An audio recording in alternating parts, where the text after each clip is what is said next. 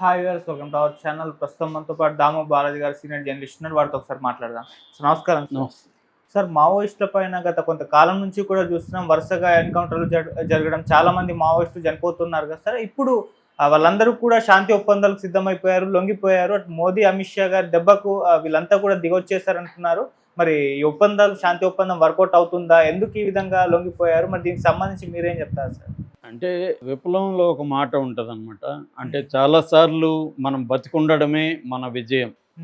అంటే ఇది సుదీర్ఘ పోరాటం అన్నమాట. అంటే దీర్ఘకాలిక పోరాటం అంటారు. అది ఒక రోజులు డెడ్ లైన్ ఏమి లేదు. మావోయిస్ట్ పార్టీ ప్రధానంగా ఏముంటుంది, పల్లెల్లో అంటే వాళ్ళది న్యూ డెమోక్రటిక్ రెవల్యూషన్ అనేది వాళ్ళు చెబుతారు. నూతన ప్రజాస్వామిక విప్లవం. ఈ నూతన ప్రజాస్వామిక విప్లవంలో వాళ్ళ వ్యూహం లేదా స్ట్రాటజీ ఏంటంటే, ముందుగా పల్లెల్ని విముక్తి చేసి, దాని తర్వాత నగరాలను విముక్తి చేసి, అంతిమంగా ఎర్రకోట మీద ఎర్ర జెండా ఎగరేయాలి అనేది. దీనికి వాళ్ళు ఏంటంటే, ప్రజల సమస్యల మీద ఆర్గనైజ్ చేస్తూ, ప్రజల్లోని మిలిటెంట్లుగా మారుస్తూ పిఎల్జిఏ, పీపుల్స్ లిబరేషన్ గెరిల్లా ఆర్మీని తయారు చేసి ముందుగా పల్లెల్ని విముక్తి చేసి తర్వాత చేయాలనేది ప్రధానంగా. అది కనుచూపు మేరలో మనకి సాధ్యం, ఎవరే కామన్ సెన్స్తో ఆలోచించేవాడు ఎవడికి కూడా ఇది సాధ్యం కాదని మనకు అనిపిస్తుంది. కానీ మావోయిస్టులు దాన్ని నమ్ముతున్నారు. అంటే ఇప్పుడు సాధ్యం కాకపోవచ్చు, కొద్ది రోజుల తర్వాత అవుతుంది. అంటే క్రైసిస్ అనేది కంపల్సరీగా వస్తుంది. ఆ క్రైసిస్ వచ్చినప్పుడు ప్రజలు పెద్ద ఎత్తున తిరుగుబాటు చేస్తారు. అప్పుడు మనం ప్రజల్లో ఉంటాం కాబట్టి మనం నాయకత్వం వహిస్తాము అనేది వాళ్ళకు ఉండే ఒక ప్లాన్. ఈ ప్లాన్ ప్రకారం వెళ్తున్నారు. అయితే గత 30 ఏళ్ళుగా మనం చూసుకున్నప్పుడు ఖచ్చితంగా మావోయిస్టులు ఇన్ఫ్లుయెన్స్ అనేది తగ్గిపోయింది. ముఖ్యంగా మైదాన ప్రాంతాలు అంటారు, ప్లెయిన్స్ అంటారు. మైదాన ప్రాంతాల్లో ఆల్మోస్ట్ ఎక్కడ కూడా మావోయిస్టు ఇన్ఫ్లుయెన్స్ అనేది పోయింది. ఓన్లీ అడవులకు దగ్గరగా ఉన్న చోట్ల మాత్రము, లేదు ట్రైబల్స్ ఎక్కువగా ఉన్న చోట మాత్రమే మావోయిస్టుల ఉనికి అనేది ఉంది.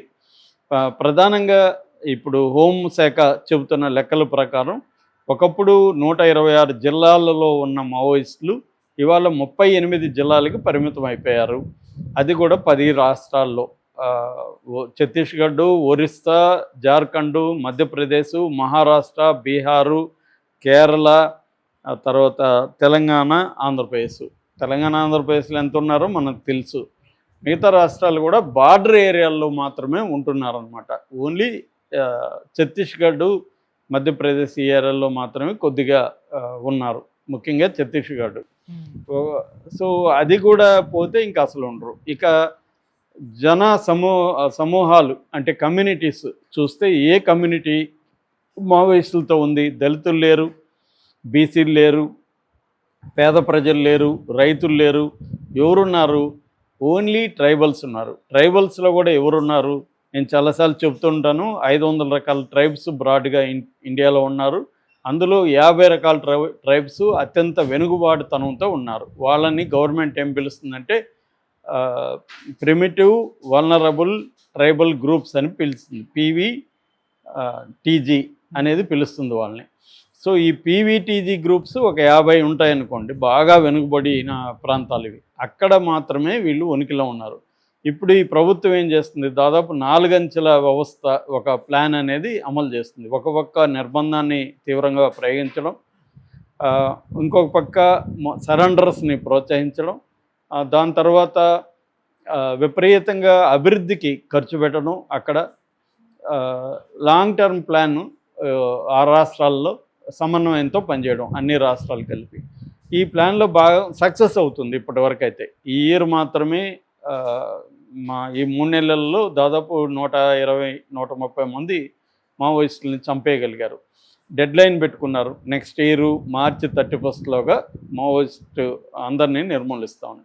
అది కొంత సక్సెస్ అవుతుంది. ఎందుకంటే టాప్ లీడర్స్ చనిపోవడం వల్ల మళ్ళీ లీడర్షిప్ తయారు కావడానికి చాలా టైం పడుతుంది. ఇప్పుడు ఆమె రేణుకా అనే ఆమె చనిపోయింది. మళ్ళీ అలాంటి ఆమె తయారు కావడానికి ఒక 30 ఏళ్ళు పట్టింది కదా. ప్రజా సంఘాల్లో పనిచేసింది ఆమె. తర్వాత యూజీలోకి వెళ్ళి కూడా ఒక 21 సంవత్సరం యూజీలో ఉన్నది. సో ఈమె తయారు కావడానికి ఒక 30 ఏళ్ళు పడితే మళ్ళీ కొత్తగా తయారు కావడానికి టైం పడుతుంది. పైగా ట్రైబల్స్లోంచి లీడర్షిప్ ఎదగాలంటే ఇంకా టైం పడుతుంది. ఎందుకంటే వాళ్ళకి ఎడ్యుకేషనే ఉండదు. మార్క్సిజం అనేది సిద్ధాంత నేపథ్యం, సిద్ధాంత based party. Marxism, Leninism, Mao ఆలోచన విధానం అనే ఒక సిద్ధాంతం బేస్డ్ పార్టీ. సిద్ధాంతం తెలియాలి. అక్షరాలే రాని వాళ్ళకి మార్క్సిజం ఎప్పుడు చదువుకుంటారు? వాళ్ళకి ఎవరైనా చెప్పినా ఎట్లా అర్థమవుతుంది? ఎందుకంటే నేను బిగినింగ్లో వెళ్ళినప్పుడు చాలా క్లాసులు చెప్పేవాడిని వాళ్ళకి, మా కొత్తగా జాయిన్ అయిన వాళ్ళకి. అందువల్ల నాకు వాళ్ళ స్థాయి ఏంటి, ఎలా ఉంటుందో తెలుసు. సో అది వెరీ వెరీ డిఫికల్ట్ అనమాట ట్రైబల్స్కి చెప్పడం. కాబట్టి ఏ రకంగా చూసినా ఇమీడియట్గా అయితే మావోయిస్టు మూమెంటు చాలా రకాలుగా నష్టాల్లో ఉంది. అంటే పెద్ద స్థాయి నాయకులు చనిపోతున్నారు, పెద్ద ఎత్తున సరెండర్లు అయిపోతున్నారు. అది ఒక యాంగిల్ అయితే, రెండో యాంగిల్ ఏంటంటే వీళ్ళకి ఆశ్రయం ఇస్తున్న ట్రైబల్స్ కూడా విపరీతంగా వాళ్ళని చంపేయడం, వాళ్ళని అరెస్టులు చేసేయడం, జైళ్ళలో పెట్టేయడం, అంటే నిర్బంధాన్ని సీరియస్గా వాళ్ళ మీద కూడా ప్రభుత్వాలు చేస్తున్నాయి.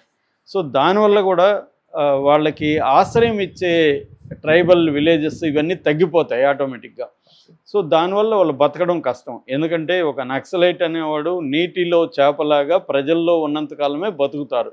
ప్రజల నుంచి దూరం చేస్తే ఈజీ వాళ్ళని, ఏముంది డ్రోన్స్ మీద బాంబులేసి, ఏరియల్ బాంబులేసి చంపేయచ్చు. ప్రజల్లో ఉంటారు కాబట్టి ఏరియల్ అటాక్స్ ఇవన్నీ చేయట్లేదు. కానీ వాళ్ళు సపరేట్ అయిపోయారంటే దళాలని ఏరియల్ అటాక్స్ చేసి చంపేయడం ఇవాళ పెద్ద విషయం కాదు ఇవాళ ఉన్న టెక్నాలజీకి. ఎందుకంటే వీళ్ళు మానవరహిత డ్రోన్స్ వచ్చేసాయి, వాటిని ఉపయోగించి అటాక్ చేయడం పెద్ద విషయం కాదు ఇప్పుడు. ఎందుకంటే ప్రజల్లో ఉన్నారు కాబట్టి, ప్రజలు కూడా చనిపోతారు కాబట్టి ఆ వైపుగా సెంట్రల్ గవర్నమెంట్ వెళ్ళట్లేదు. సో అందుకని ప్రజలు ఇంపార్టెంట్. నెక్స్ట్ యాంగిల్ ఏంటంటే టెక్నాలజీ.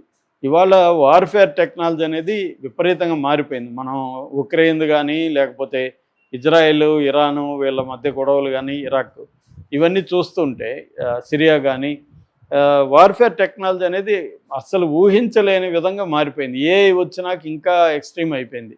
సో ఇటువంటి అది మన ఇండియన్ ఆర్మీ కానీ, ఇండియన్ పారామిలిటరీ ఫోర్సెస్ కానీ ఇవి చాలా స్ట్రాంగ్గా ఉన్నాయి. ఇన్ టర్మ్స్ ఆఫ్ ట్రైనింగ్ కావచ్చు, ఇన్ టర్మ్స్ ఆఫ్ టెక్నాలజీ కావచ్చు. దాంతో మావోయిస్టులు ఇప్పటికి కూడా మావోయిస్టులు ప్రిమిటివ్గానే ఉన్నారు. వాళ్ళ దగ్గర అద్భుతమైన టెక్నాలజీ ఏమీ లేదు. సో దాంతో వీళ్ళు పోరాటం అనేది కష్టమైపోతుంది. సో అన్ని రకాలుగా మావోయిస్ట్ పార్టీ బలహీనంగా అయితే ఉంది. క్యాడర్ కూడా ఇప్పుడు ఒక లెక్క ప్రకారం ఒకప్పుడు 10,000 నుంచి 25,000 మంది మావోయిస్టులు ఉన్నారు. ఇవాళ వాళ్ళ సంఖ్య బాగా పడిపోయింది. 2-3 వేల కంటే ఎక్కువ లేరు. మొత్తం మిలీషియా అవన్నీ కలుపుకున్నా కూడా ఒక 10,000 లోపలే ఉంటారు అనేది ఒక అంచనా. అంటే వీళ్ళకి పీజీఎల్ఏ అని ఇందాక చెప్పాను కదా, people's liberation of guerrilla warfare అన్నమాట. సో గెరిల్లా ఆర్మీ, పిఎల్జిఏ అంటారు, పీపుల్స్ లిబరేషన్ గెరిల్లా ఆర్మీ. దాంట్లో ఉన్న వాళ్ళ సంఖ్యతో తీసుకొని బయట సంఘాల సంఖ్య అన్నీ తీసుకున్నా కూడా 10,000 లోపలే మావోయిస్టులు ఉన్నారు. సో వీళ్ళని ఏరేయడం పెద్ద కష్టం కాదు, ఎందుకంటే వందల సంఖ్యలో ఆల్రెడీ చనిపోతున్నారు కాబట్టి వీళ్ళని చంపేయడం పెద్ద కష్టం కాదు. అట్లాగే సరెండర్లు కూడా విపరీతంగా అవుతున్నారు. ఎప్పుడైతే తీవ్ర నిర్బంధం ఉంటుందో సరెండర్లు కూడా అవుతారు. సరే, ఇందులో కొంత ఎగ్జాగరేషన్ ఉండొచ్చు. కొంతమందిని తెచ్చేసి వీళ్ళు పెద్ద నక్సలైట్లు అని చెప్పేస్తారు, కొంతమందిని చంపేసి వీళ్ళు పెద్ద నక్సలైట్లు అని, ఇవన్నీ జరుగుతాయి. ఏదేమైనా సివియర్ లాస్ అయితే జరిగింది. ఈ నేపథ్యంలోంచి మావోయిస్టులు టెంపరీగా దీని నుంచి తామును తాము కాపాడుకోవడానికి ఒక లేఖ రాశారు సెంట్రల్ గవర్నమెంట్కి. అదేంటంటే, మేము శాంతి చర్చలకి వస్తాము, మీరు సిద్ధం చేయండి అని. ఇది ఎప్పటి నుంచో సెంట్రల్ గవర్నమెంట్ కూడా శాంతి చర్చలకు ఆహ్వానిస్తుంది వీళ్ళని, కానీ వీళ్ళు ఒప్పుకోలేదు. ఇప్పుడు ఒప్పుకున్నారు. ఎందుకంటే వీళ్ళు ఖచ్చితంగా దెబ్బ అనేది మావోయిస్ట్ పార్టీకి తగిలింది. ఎవరు ఎంత బయట కవితలు కథలు రాసినా, పోస్టులు పెట్టినా, రియాలిటీలో మాత్రం మావోయిస్ట్ పార్టీ చాలా సెట్ బ్యాక్ అయితే అయింది. సెట్ బ్యాక్ అవడం మావోయిస్ట్ పార్టీ కొత్త కాదు, అనేక సార్లు అయ్యి మళ్ళీ కోలుకునింది. కాబట్టి మామూలు లెనినిస్టు పార్టీ ప్రిన్సిపల్స్లోనే ఒక మాట ఉంటుంది, 2 అడుగులు వెనక్కి 1 అడుగు ముందుకని. అంటే 1 అడుగు ముందుకేస్తాము, మళ్ళీ 2 అడుగులు వెనక్కి వేయాల్సి వస్తుంది. సో 2 అడుగులు వెనక్కేసి మనం సేఫ్గా ఉండి తమను తాము రక్షించుకొని మళ్ళీ పరిస్థితులు అనుకూలించినప్పుడు మళ్ళీ ముందుకెళ్ళాలనేది వాళ్ళ వ్యూహంలో భాగమే. కాబట్టి మావోయిస్ట్ పార్టీకి వ్యూహము ఎత్తుగడలని రెండు ఉంటాయి. వ్యూహం అంటే లాంగ్ టర్మ్ ప్లాను, ఎత్తుగడలు అంటే షార్ట్ టర్మ్ ప్లాను. ఇప్పుడు ఇది టాక్టిక్స్ అనుకోవచ్చు చర్చలు అనేవి. అంటే చర్చల వల్ల ఏమవుతుందంటే మావోయిస్ట్ పార్టీ కొంత ఊపిరి పీల్చుకునే టైం దొరుకుతుంది. రెండోది సమస్యని ప్రజల దృష్టికి తీసుకెళ్ళచ్చు. ఈ లోపల మెల్లమెల్లగా ప్రజా సంఘాలని ఆర్గనైజ్ చేసుకొని ప్రజల్లోకి తమ అభిప్రాయాల్ని ఐడియాలజీని తీసుకెళ్ళచ్చు. అన్నిటికంటే ముఖ్యంగా తమను తాము కాపాడుకోవడం అనేది ప్రధాన లక్ష్యం. ఆ లక్ష్యం వైపు వీళ్ళు చేస్తున్నారు. కానీ ఇది ఒక్కోసారి డేంజర్ కూడా మారుతుంది. 2004లో మన వైఎస్ఆర్ ఉన్నప్పుడు చర్చలకు వచ్చినప్పుడు అది పోలీసులు బాగా ఉపయోగించుకున్నారు. అంటే వీళ్ళు ఎక్స్పోజ్ అయిపోయారు, ఎక్కడెక్కడ లీడర్లు అంతా తెలిసిపోయారు వీళ్ళకి. అంతకుముందు వాళ్ళ ఫోటోలు వీడియోలు ఉండేవి కావు, ఈజీగా వీళ్ళ దగ్గర దొరికిపోయారు. దాన్ని బేస్ చేసుకుని తర్వాత కాలంలో పెద్ద ఎత్తున మావోయిస్టులని చంపేయగలిగారు. సో ఆ జాగ్రత్తలు కూడా మావోయిస్టులు తీసుకోవాలి. వాళ్ళు విపరీతంగా ఎక్స్పోజ్ అయిపోకూడదు. అంటే లీడర్లు వచ్చి పబ్లిక్గా సమావేశాల్లో పాల్గొనకూడదు. అంటే గుణపాఠాలు తీసుకుంటారు వాళ్ళు కూడా. ఏదేమైనా ప్రజల పాయింట్ ఆఫ్ వ్యూ నుంచి చూసుకున్నప్పుడు ఇది ఒక మంచి పరిణామం. ముఖ్యంగా ట్రైబల్స్కి వైలెన్స్ నుంచి కొంత విముక్తి వస్తుంది. ప్రభుత్వాలు కూడా చంపేయడమే పరిష్కారం అనే ఆలోచన మానుకోవాలి. చంపేయడం పరిష్కారం కాదు. ప్రాబ్లం ఏంటి, అసలు మావోయిస్టులు ఉండాల్సిన అవసరం ఏంటి అనేది కానీ అడ్రస్ చేయగలిగి నేర్చుకుంటే ఖచ్చితంగా ఇప్పుడు ఆంధ్రప్రదేశ్లో కూడా చాలా గుణపాఠాలు నేర్చుకొని ప్రజలకు అభివృద్ధి చేయడం ద్వారా, ప్రజలకి సమస్యలు తగ్గించడం ద్వారా, ఉద్యోగాలు పెంచడం ద్వారా మావోయిస్టుల రిక్రూట్మెంట్ ఆటోమేటిక్గా తగ్గిపోతుంది. ఆ పని మీద ఫోకస్ చేయాలి, దాన్ని పెంచాలి. అంటే నాకు